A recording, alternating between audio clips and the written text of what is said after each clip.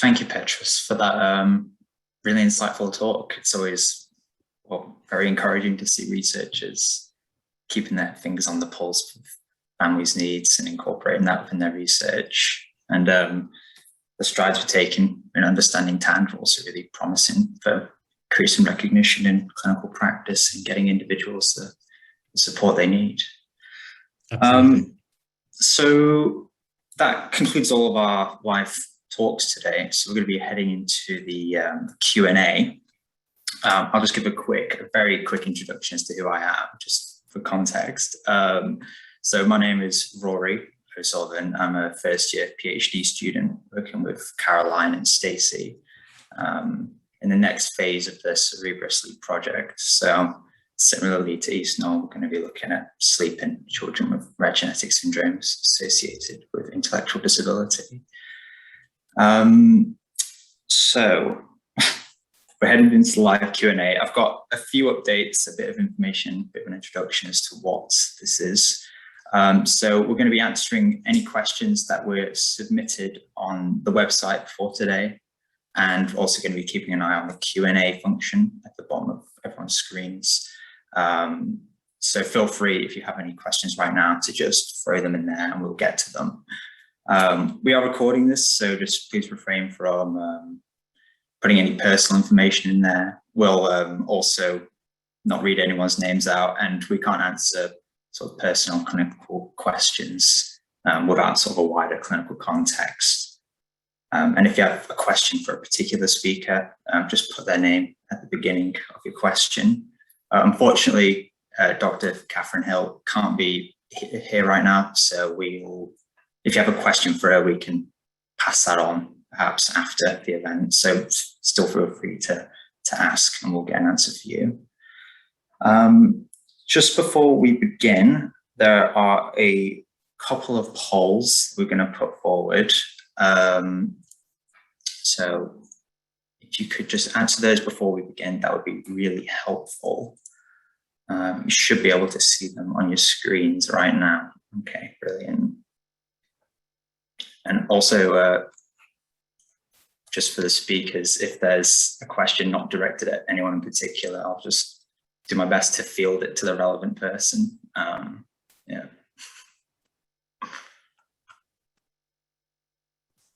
And for all of you who don't know, us as presenters aren't allowed to fill in the poll. I'm very disappointed I can't give my answers there. So please give us some of your answers so that we know what you thought of today. Yeah, exactly.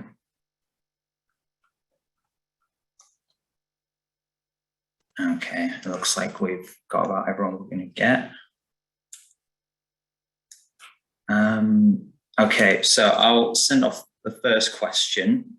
And I think this is to Petrus and Caroline, obviously directed towards. So we had a question from our website about pathological demand avoidance, PDA, and how it relates to sleep. And this person in particular was interested in knowing how we might sort of have the best approach for managing the sort of impact of PDA on sleep. What your thoughts on that were? Caroline, do you want to go first? Yeah, perhaps I'll. So there are some broader considerations, I think, around PDA that I will allow Petrus to pick up. But I guess first off, I would conceptualize PDA as behaviours that an individual shows when demands are placed on them. And we've talked about this in kind of loads of different ways historically. But I think the key when speaking with families of children who have these characteristics is that often these are related to anxiety. So when a demand is placed, the children or adults become more anxious, and then behaviours are shown that help the child to manage those demands, often to remove them. So I guess clinically, I would be thinking about a couple of things. I would be thinking about the fact that both the bedtime routine and going to bed might be a demand for a child. And there's a number of steps in terms of, you know, getting ready for bed, you know, the things that the child might have to do in that, in terms of self-care, but also the demands of having to settle yourself to sleep and occupy yourself. So that's one context. I guess the other thing I'd be thinking about is that for lots of children, for a lot of different reasons, that separation at bedtime, if this is a child who isn't co-sleeping, is very anxiety provoking. It's a common time where if children are anxious, that anxiety will peak. And so I might be thinking about strategies to help manage both of those things. Clinically, again, families have told me that non-direct kind of methods can be quite effective for children who are anxious about demands. So simple things like, rather than saying, you know, now you have to go and brush your teeth, but non-directly saying, oh, I'm going up to go and brush my teeth now, you're very welcome to join me. That can be a very different way of presenting what can be perceived as a demand. But also using things like visual schedules and predictability in routines can help with managing that. I'd also think about how to manage anxiety at that transition stage to sleep. Lots of children who are anxious about sleep can find it very helpful to have, again, a predictable routine, to have sometimes something comforting to help manage that separation between parent and child. So something that smells of a parent, something to occupy them. So maybe something calming, a story CD. I think we have to think about the kind of sensory environment and the fact there are lots of things that can trigger anxiety. So is it noisy? Is it very bright? Or is there not enough of that for this particular child? We often encourage parents to actually go and lie in their children's beds at night and just see, what do you see and hear and smell? So really kind of thorough assessment. And I guess I'd point you towards two of our guides, one of which is on anxiety on the Cerebral website, and one of which is on sleep, that can pick up some more of those things. So that's probably where I'd start, Petrus. Great. I love that answer. What I want to do is, just in response to the question, just maybe zoom out a little bit. And that is to remind people that PDA, or pathological demand avoidance, is a term, in fact, that it originated in the UK. So a pediatrician, I think she was a developmental pediatrician, Elizabeth Newsom, created this construct saying, pathological demand avoidance, typically in children with autism, but also outside, who have basically dysregulated or behaviors that challenge in response to particular situations, often when they're asked to do something. And the key important thing for all of you and for all of us to remember is it's a controversial diagnosis or label. So it's not a universally used construct. It's not, you remember I mentioned the Diagnostic and Statistical Manual, the DSM. The PDA is not in the DSM. It's not in ICD. And the reason it's not been included in these is because through lots of research, people have asked the question, is it kind of really a reliable box called PDA? And the answer from research is not necessarily. Another question people have asked is there a valid box? In other words, is there a particular cause for this thing, or is there a particular treatment for this thing that might make us say we need to give it a box of its own? And again, the answer is no, there isn't. So the risk of a box like PDA is that we then put what might be a huge range of possible pathways to those behavior in one box, for which we may seek one solution. And so that's just to then therefore say to you all, let's be careful about using the term PDA. Like any diagnosis or label, it can actually make things oversimplistic and actually may not get us to the right answer, because often what PDA people would say is, therefore you need to remove all the demands, you need to remove all the load, gradually build it up. And that may or may not be the answer, because what Caroline has illustrated to you beautifully is that there may be many different pathways to being dysregulated around sleep, to being dysregulated around doing something. And it may be about, the demand, but it may be about many other things as well. So it may be about the sensory, it may be about the anxiety, it may be about previous experiences. In TSC, very often children might have nocturnal seizures. And when they're aware that they're having fits when they go to bed, they might not want to go to bed because they're scared of that. And you can see then, so that's not about demand avoidance. That's about a kind of an understanding, an intuitive understanding of that. Sometimes, therefore, there are many different pathways to sleep that have nothing to do with demand. And the same actually applies to any other dysregulated behavior in TSC. Demand itself is one possibility in a huge range. And that's why people like Caroline, Stacey, and Georgie and others would say to you, therefore, what we need is a good understanding of the whole contextual presentation, all the factors, the biological, the psychological, the social, caregiver factors, child factors, space factors. I love the idea of lying on the child's bed and say, well, maybe actually they're on the road and there are big noises, or maybe there are funny sounds coming from the radiator, or maybe there's a street light that actually shines in his eyes, or all sorts of other possibilities. So Caroline, that was a very long-winded addition to your answer, but I think I just want to warn people against thinking of PDA as a thing. The way I think about PDA, and there's some nice work written about PDA by Professor Jonathan Green from Manchester University. There's a very nice paper in The Lancet if people are interested, where they commented on it. So if we think of PDA a bit like we think about jaundice, or like we think about a headache, there are many things that might cause jaundice and many things that might cause a headache. Therefore, let's be careful not to seek a simplistic solution to that thing. Back to you, Rory. Thank you for that. I've got a couple of questions for Stacey now. So it's about the eSNORE study. So the first one is about parent compliance when it comes to or completing the sleep diary and the behavior diary. What was compliance like? Did you have like inbuilt reminders into the app, or what was your system there? So on the app, we don't actually have built-in reminders, but that is definitely something that we would probably want to consider for the next version of the app. And we would want to make a few tweaks. And this was the first time of using an app for this sort of work. So there are definitely things that I would want to incorporate into a next version of the app. What I would say is that parent compliance was pretty good.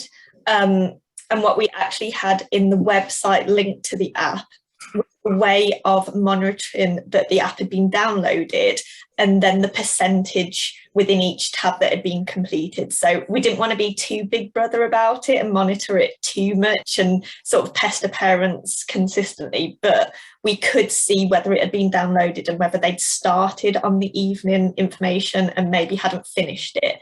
And then we would just follow up with a phone call or an email just to say, oh, I've noticed it's only 40% complete. You might want to like go back and it might not have saved properly. Okay, brilliant. And Rory, can I jump in here? Sure. Apologies, Stacey. I want to make a comment on the word compliance. And that is, I think we as researchers should be careful in our use of language, because compliance, a compliant mum or dad sounds to me like they're a good mum or a good dad, or a bad mum or a bad dad. So I think it's important that we rephrase that and say part of our duty is to make sure that the research tools, techniques, methodologies we use to collect data should be feasible to families. And if mums and dads struggle to do it, as Caroline said at the start, people have busy lives, crazy lives, particularly when we live with disability. Our job is not to say you haven't filled in 50% of the form. Our job is to come up with simple, easy to use, pragmatic, scalable tools that mums and dads can incorporate into their daily lives.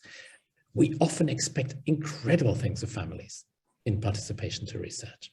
And I think the more I've been back in Africa, the more I've been thinking about implementation science, the more it's important that we think what is our job to make sure to make research participation accessible to families. So apologies for jumping in, but that word compliance just sounded to me, Stacey, your word, a bit big brotherish and a little bit, power differential. You naughty mum, you only filled in half of that thing. So I hope that's a useful, if slightly off-target comment. Accessibility, compliance, yeah. And another question quickly to Stacey is, was the eSNORE project available? Could people participate from Ireland? And I suppose that spreads to the Cerebra network as well, because for remote studies primarily. Yeah, so it was children living in the UK. That didn't actually cover Ireland. But what I would say is that it's good that Rory's here, because he is going to be picking up some of this work involving TSC and looking at sleep. So as part of our next stage in the Cerebra network, Rory will be conducting studies that would be open to families outside of the UK as well. So keep an eye on what Rory does and his involvement with the TSC group as well. Brilliant. And I've got last question for Georgie, which is that previous research has sort of reported anxiety in several rare syndrome, genetic syndrome groups, and have researchers sort of considered the impact that sort of mental health difficulties or anxiety like this might have on sleep in these groups? Yeah, thanks, Rory. I think that's a really good question. I think the answer is probably no, and we should be, because, yeah, you're exactly right. So lots of the syndromes that I looked at where we had sort of high prevalence rates of different sleep disorders, so Williams syndrome, for example, have known profiles of anxiety. I think Caroline's done a really good job of kind of explaining how that might impact sleep. But in terms of how that's been assessed in neurodevelopmental disorders, not really. But I think I'm imagining that's kind of some of the next steps that hopefully we're going to be doing as part of the next phase of the sleep project. And I think it'll be interesting to see how a little bit more of what Stacey was alluding to earlier, the kind of night by night variation and how that might link to mood and things that are a little bit more nuanced, because we could take a very sort of disorder led, do they have this diagnosis plus this diagnosis? Oh, these are probably linked. But I think in a sense, it's more helpful to look at sort of night by night variation, or perhaps below threshold levels, as Petrus was saying earlier. But as yet, there's not been a lot of research into that, unfortunately. I'm going to jump in and just add, I think, to that one of the key barriers so far to looking at the relationships between anxiety or mental health and sleep in children with neurodevelopmental conditions is a lack of appropriate research tools to look at mental health in children who can't self-report. So typically, clinically, if a child is, or a parent saying a child is anxious, the first thing I'd want to do is ask the child, what does it feel like? Tell me, why did you avoid this particular thing, or what was going on for you? And, that's how a lot of the really robust clinical and research tools for assessing anxiety and mood have been developed for typically developing young people. And so actually what we've had to do is start from scratch in this area. And one of our colleagues, the co-director of the Cerebra Network, Dr. Jane Waite at Aston University, is leading this incredible programme of work that's really looking at developing those effective measurement tools to measure anxiety and mental health in people with a learning disability who can't communicate verbally their own mood.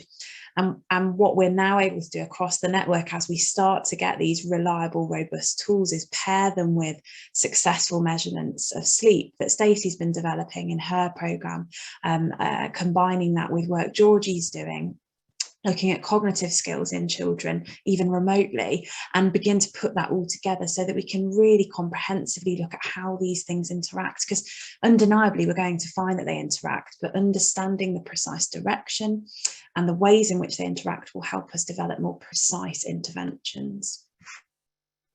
And can I now jump in with a clinical point linked to that, which is this, again, it just illustrates one of the challenges we have as clinician researchers in rare diseases.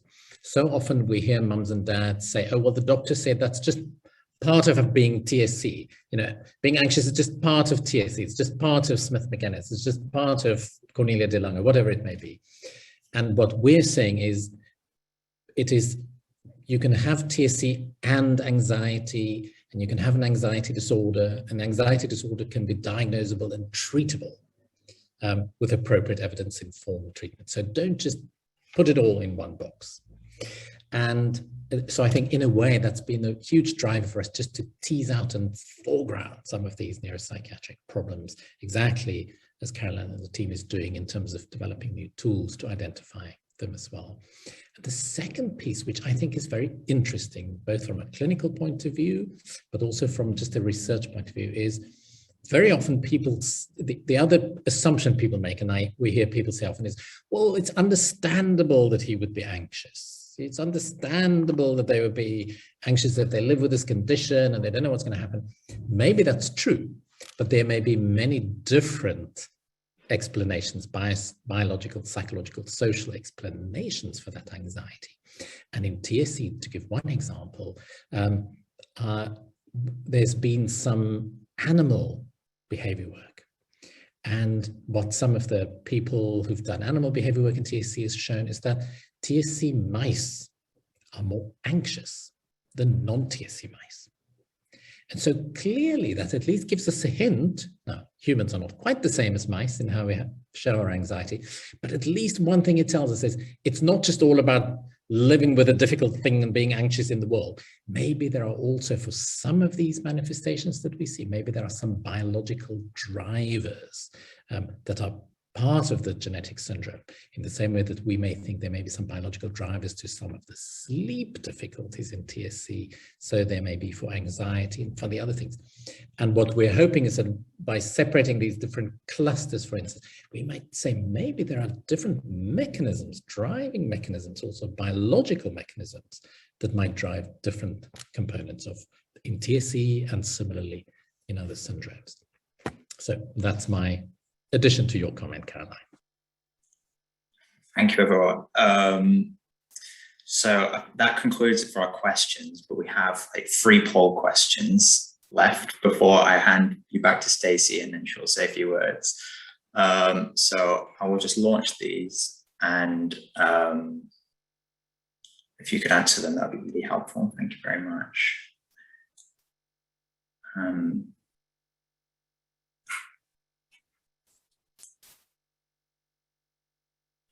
I could have done another question in this time, actually, whilst we're waiting. But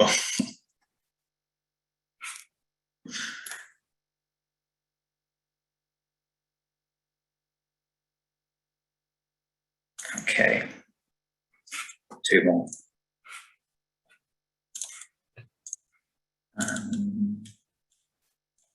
Here you go.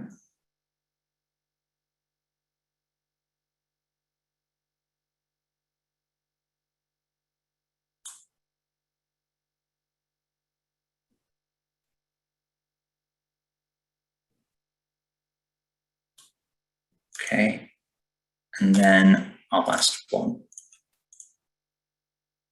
Thank you for answering.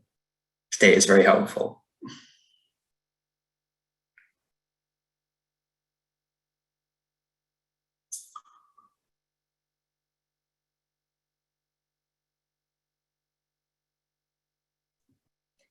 Whilst everyone's completing that final question, one's quite important in terms of understanding our impact in terms of the event.